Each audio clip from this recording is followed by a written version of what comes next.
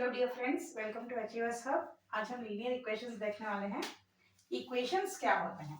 Equations मतलब ऐसे expressions जिसमें एलएचएस हो, जिसमें इक्वल टू हो और जिसमें आरएचएस हो और हमें किसी ना किसी का वैल्यू निकालना पड़े। ठीक है, किसी का से क्या मतलब, यहाँ पर कोई टर्म दिया रहेगा, उस टर्म में कुछ वेरिएबल्स रहेंगे।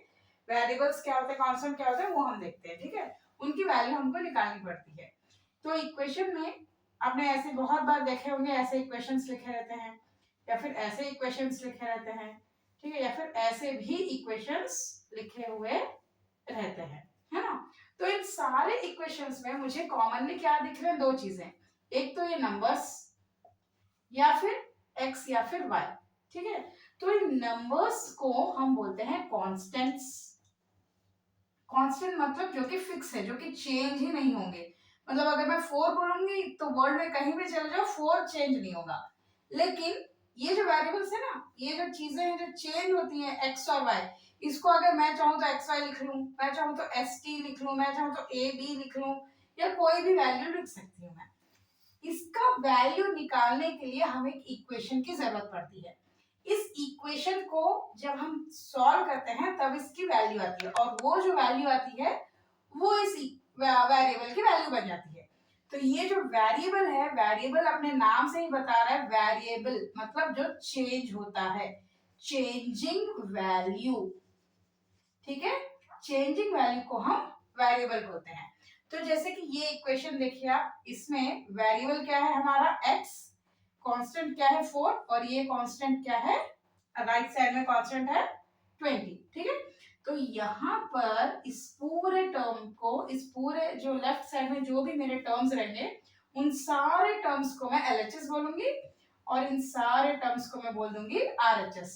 फिलहाल के लिए यहाँ पर एक ही टर्म है, इसलिए यहाँ पर एक टर्म है, यहाँ पर दो टर्म है, तो इन दोनों टर्म्स को पूरे को, ये पूरा एलएचएस हो जाएगा और ये पूरा पार्ट आपका हो जाएगा आरएचएस। अब एलएचएस और आरएचएस को सॉल्व करना है, और सॉल्व करके आपको किसकी वैल्यू निकालनी है, वेरिएबल की। ठीक है, तो हम यहाँ पर एक इक्वेशन को सॉल्व करते हैं और मैं आपको बताऊंगी कि कैसे सॉल्व करना है और कैसे कैसे कंडीशन में कैसे कैसे इक्वेशंस आपको आते रहते हैं। यहाँ पर चूंकि हम लीनियर इक्वेशंस पढ़ रहे हैं, मैंने आपको अभी तक सिर्फ इक्वेशन का मतलब बताया है, अब लीनियर पे थोड़ा कॉन्सेंट्रेट करते हैं। लीनियर का मतलब क्या होता है? लीनियर का मतलब होता है इन वन। लीनियर का मतलब होता है वन। ठीक है, तो वन वेरिएबल यहां मान लीजिए, लीनियर इक्वेशन इन एक्चुअल में ये वन वेरिएबल या टू वेरिएबल ऐसा होता है। ठीक है, तो वन वेरिएबल या टू वेरिएबल का मतलब क्या है, इक्वेशन में कितने वेरिएबल्स हैं ये उस चीज को रिप्रेजेंट करता है। ठीक है, अब देखिए इस इक्वेशन में कितने वेरिएबल्स हैं, सिर्फ एक, और उसका वैल्यू x, और इसमें कितने वेरिएबल्स हैं, दो, x और y। ठीक है, एक और इक्वेशन हो सकता है x plus y plus z is equal to 5 अगर है, तो यहाँ पर कितने वेरिएबल्स हो गए, x, y और z। ये लीनियर क्यों है, ये लीनियर क्यों कह रहे हैं, क्योंकि यहाँ पर सब की पावर जो है ना वो 1 है। देख रहे हैं ना आपको, पावर 1। अगर मान लेते हैं मैं ऐसा लिखती हूँ, x square plus 4 is equal to 6, तो यहाँ पर अब x को मैं क्या बोलूंगी, लीनियर इक्वेशन है, नॉन वेरिएबल नहीं, मैं बोलूंगी इसको क्वाड्रेटिक इक्वेशन। ठीक है, क्वाड्रेटिक इक्वेशन। फिर आते हैं हम क्यूबिक इक्वेशन पे। क्यूबिक इक्वेशन क्या होता है, जिसमें वेरिएबल की पावर होती है 3। एग्जाम्पल के लिए x power 3 plus 4 is equal to 24। ठीक है, तो ये एक क्यूबिक इक्वेशन हो गया। ओके, तो ये है हमारा लीनियर इक्वेशन, ये भी एक लीनियर इक्वेशन है, ये भी एक लीनियर इक्वेशन है, लेकिन इसमें वेरिएबल्स कितने हैं, 1, इसमें कितने हैं 2, इसमें कितने हैं 3।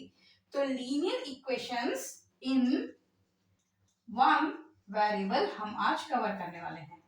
ठीक है, वन वेरिएबल, फिर टू वेरिएबल होता है, थ्री वेरिएबल होता है, तो जितने वेरिएबल्स हैं उतने इक्वेशंस आपको चाहिए ताकि आप उसके सॉल्यूशंस निकाल सके या उसको सॉल्व कर सके।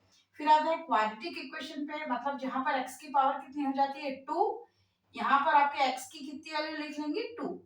क्यूबिक इक्वेशन में जहां पर x की पावर हो जाती है 3, यहाँ पर x की कितनी वैल्यूज निकलेंगी आपकी 3। ठीक है, तो आई होप लीनियर, क्वाड्रेटिक और क्यूबिक आपको समझ में आ गया है। अब लीनियर और इक्वेशन का मीनिंग आप समझ गए हो। अब हम देखते हैं इन वन वेरिएबल, आज जो है हम linear equation in one variable को थोड़ा सॉल्व करेंगे। ठीक है, अब ये देखिए x plus 4 is equal to 6, ये एक इक्वेशन है।